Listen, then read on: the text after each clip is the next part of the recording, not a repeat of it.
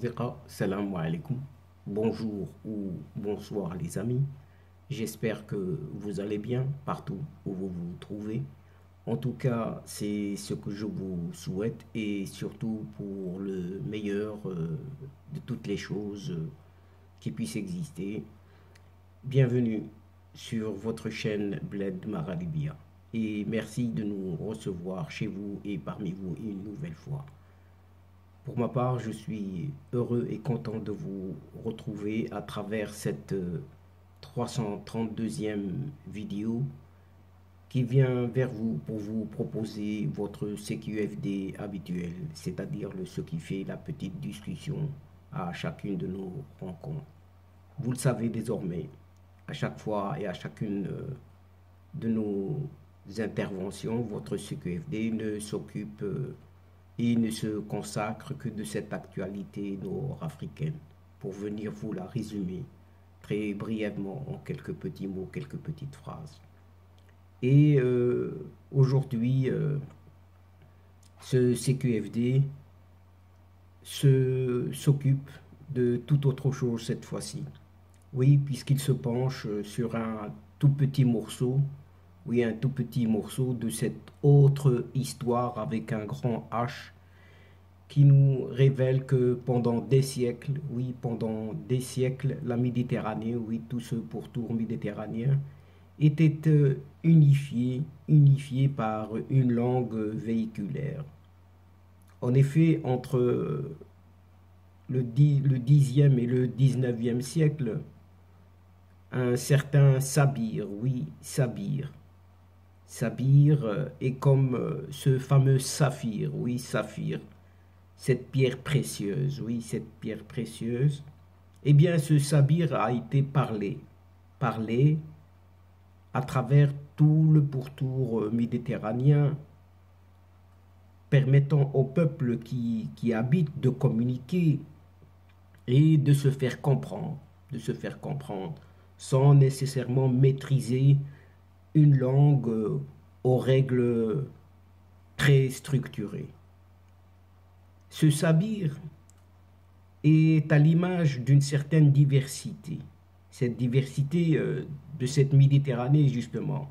Et on y trouve des influences de cet amazigh par exemple, de l'arabe, de cet espagnol, du français, de l'italien, du turc ou encore du latin. Autrement dit, un certain charabia, oui, un certain charabia au jargon parlé par des commerçants, des habitants de cette Afrique du Nord et ce Levant, c'est-à-dire le Charq à l'Est, l'Orient. Ainsi, chers amis, durant le Moyen Âge jusqu'au 19e siècle, ce sabir, oui, ce fameux sabir a constitué cette langue véhiculaire, hybride et très simplifiée, qui est commune à l'ensemble du pourtour méditerranéen et enrichie de cet arabe, du turc, de l'italien, de l'espagnol, du portugais, du français, ou même du latin du sarde, du maltais, du catalan, et sans oublier les premiers habitants de ce territoire. Enfin, l'un des premiers de ces habitants, c'est Amazigh. Grâce à la liberté qu'elle laisse, cette langue, pour employer des mots de diverses origines linguistiques, un mélange, elle a particulièrement servi à l'interaction entre commerçants et marins des deux rives méditerranéennes. Au cours de missions ou de négociations, eh bien, ce sabir a en effet facilité l'échange entre les acteurs économiques de cette époque, même lorsque ces derniers n'ont pas maîtrisé la langue structurée de leurs partenaires. Ainsi, croisement entre les différentes langues véhiculées dans les pays de cette région Il a été parlé, ce sabir a été parlé aussi entre les prisonniers de guerre dans des bagnes, entre les esclaves aussi de différentes origines, ou encore les populations déplacées pour mieux se faire comprendre, avant de maîtriser une langue tenue par des règles et définie par un vocabulaire qui lui est tout à fait propre. Et dans ce cas précis, justement, c'est une langue qui s'est adaptée, qui s'adapte à l'environnement linguistique local.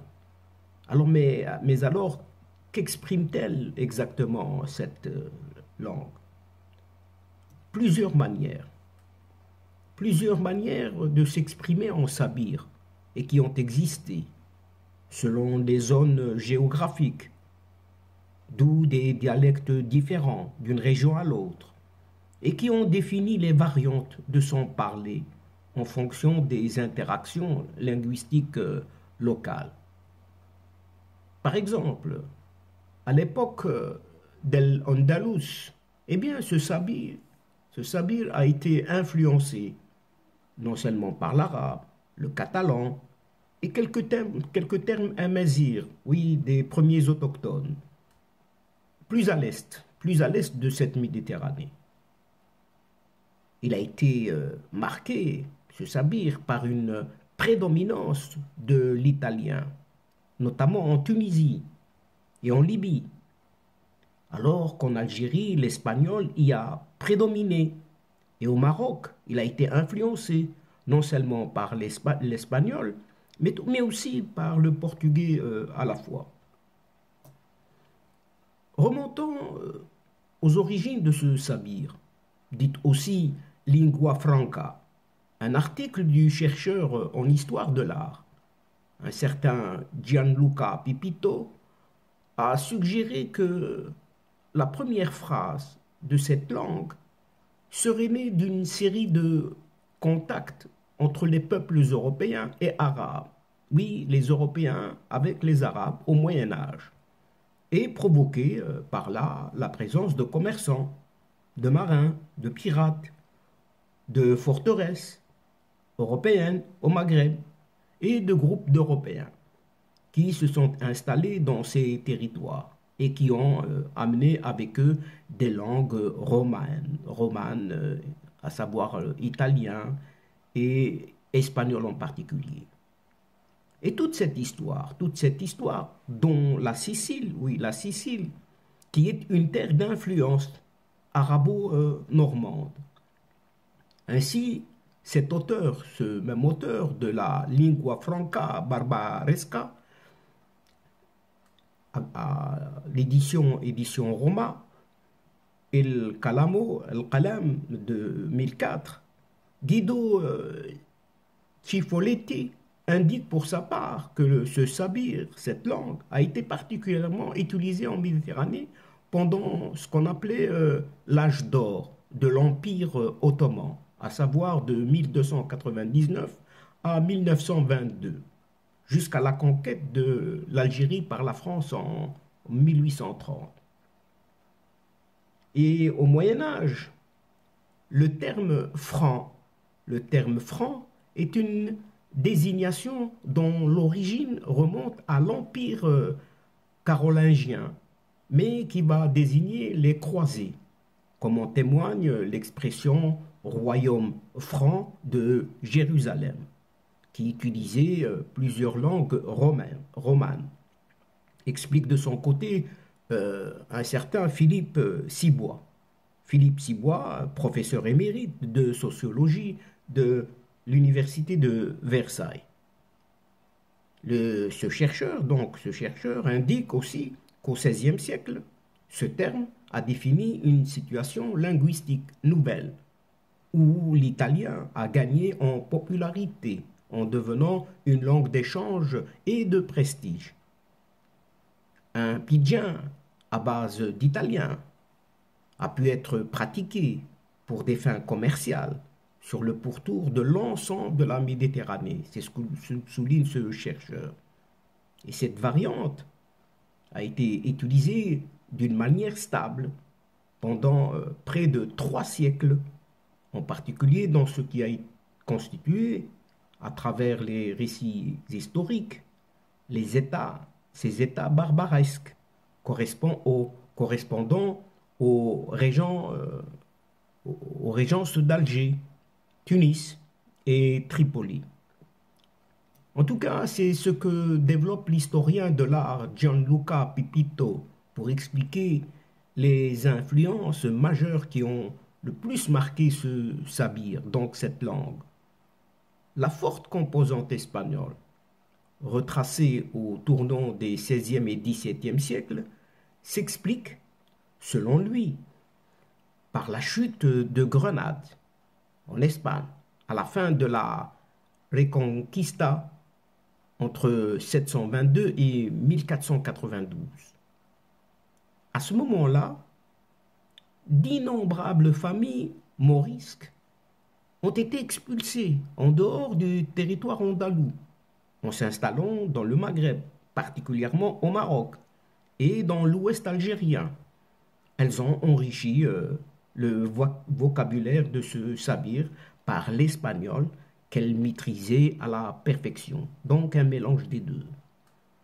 Mais alors, comment ces sources médiévales arabes, ont permis d'écrire l'histoire d'Al-Andalus?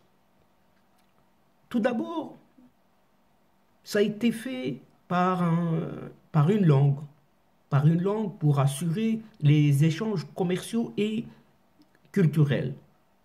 Et Gianluca Pipito, justement, nous rappelle également la conquête espagnole d'Oran, cette fois-ci en Algérie, en 1509, et d'autres villes de la côte algérienne, ou encore la présence d'intérêts économiques et politiques ibériques à Tunis, comme à Alger, qui ont certainement favorisé la diffusion de ce nouveau type de communication.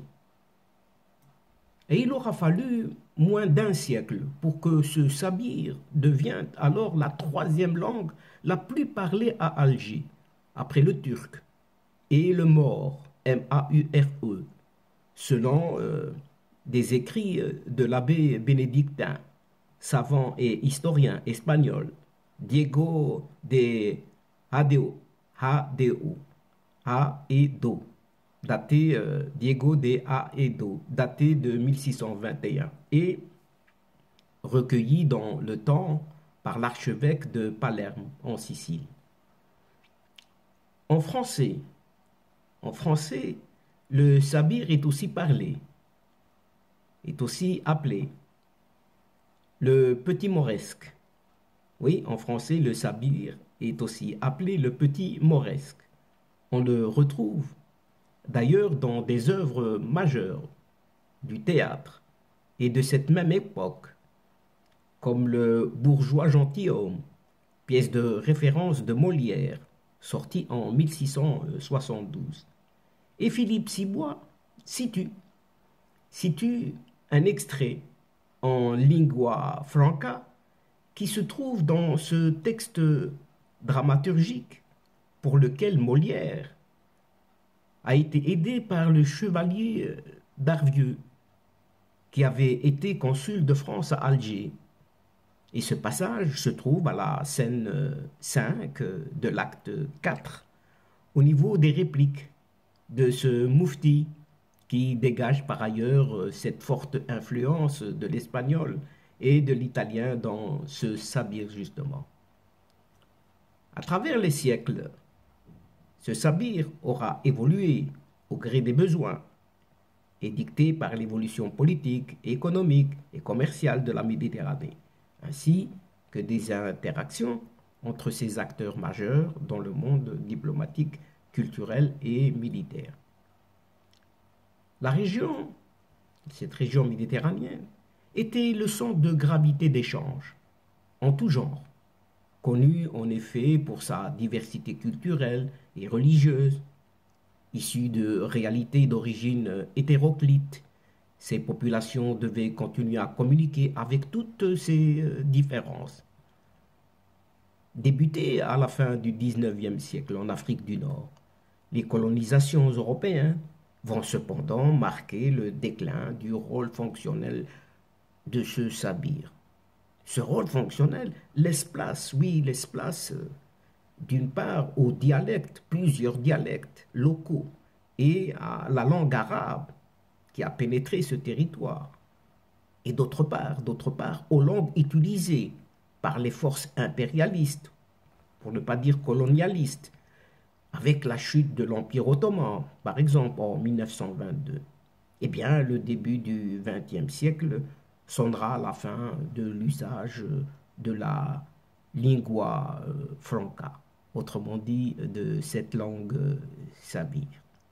Et donc, chers amis et chers adeptes, à travers ce petit récapitulatif concernant ce langage en- de cette Méditerranée ancienne et qui en laisse quelques bribes actuellement, se termine cette séquence en prenant congé de vous. Mais néanmoins, nous espérons vous retrouver très bientôt avec un immense plaisir pour vous relater d'autres thèmes lors de prochaines vidéos de votre CQFD, c'est-à-dire ce qui fait discussion entre nous à chacune de nos rencontres. Merci pour votre confiance, pour votre fidélité, votre patience et surtout pour votre participation, de nous écouter jusqu'au bout des séquences qui attendent énormément de vous, surtout votre soutien en nous aidant, en nous encourageant. Mais néanmoins, ne nous oubliez pas d'aider votre chaîne en vous y abonnant très nombreux afin d'y être informé très rapidement et ce en toute primeur bien sûr. En plus, n'hésitez surtout pas de partager au grand maximum autour de vous les séquences vidéo de votre chaîne. Pour ma part, il ne me reste plus qu'à vous dire au revoir les amis. Al-Asdiqa, salam alaikum wa rahmatullahi wa barakatuh. À la prochaine fois et à bientôt. إلى اللقاء في حصة أخرى إن شاء الله مع السلامة.